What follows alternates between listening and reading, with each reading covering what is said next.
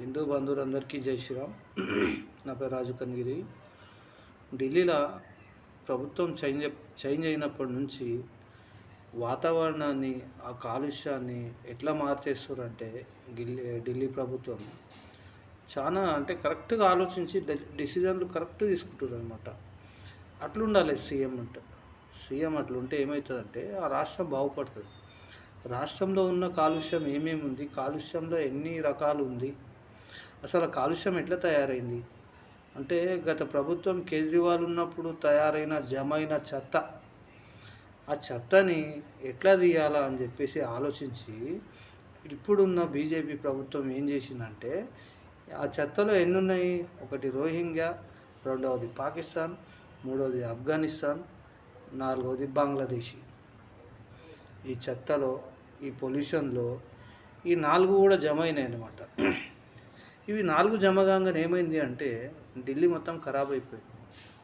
ఢిల్లీని ఎట్లయితే చక్కగా చేయాలని చెప్పి ఆలోచించి ఏం చేస్తున్నారంటే ఆ చెత్తను ముందు క్లియర్ చేస్తారు. ఏ చెత్త?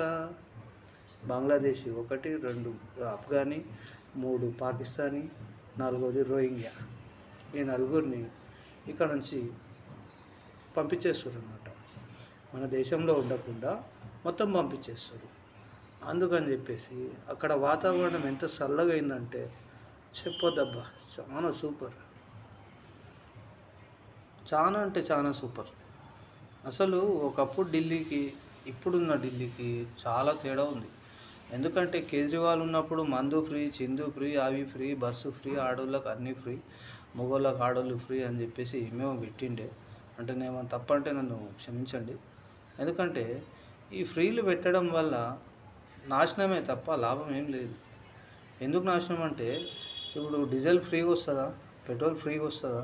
ఇప్పుడు ఆర్టీసీ డ్రైవర్లు కానీ కండక్టర్లు కానీ ఫ్రీగా చేస్తారా? నెలకు పైసలు తీసుకొని చేయరా?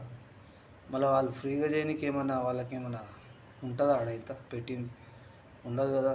అటువంటప్పుడు నువ్వు ఇవన్నీ అప్పులే చేసుకుంటూ ఉంటే రాష్ట్రం ఏడ బాగుపడుతుంది? అట్లా అని తెలంగాణ ప్రభుత్వానికి కూడా నేను ఏం కోరుకుంటున్నా అంటే, సార్ మీ ఈ ఫ్రీలన్నీ తీసేసి ఒకటి బడి ఫ్రీ, చదువు ఫ్రీ పెట్టండి, రెండవది వైద్యం ఫ్రీ పెట్టండి సార్, సరిపోతుంది జనాలకు. ఎందుకంటే మీరు ఇన్ని గానం ఫ్రీగా పెట్టినప్పుడు పనిచేస్తాడు ఎవడు సార్? పనిచేయడు. అది ఫ్రీగా వస్తుంది, ఇది ఫ్రీగా వస్తున్నాయి, పథకాలు వస్తున్నాయి, ఇవి వస్తున్నాయి అని చెప్పి సోమరిపోతులు తయారవుతారు. అంటే తెలంగాణలో మ్యాక్సిమం కొంతమంది సోమరిపోతులు తయారైపోయారు ఫ్రీ తిని. ఫ్రీలు అన్నీ తీసేసేయండి. ఇక్కడ నుంచి రోహింగ్యాలను, బంగ్లాదేశ్లను అందరినీ ఎలగొట్టండి. జై శ్రీరామ్.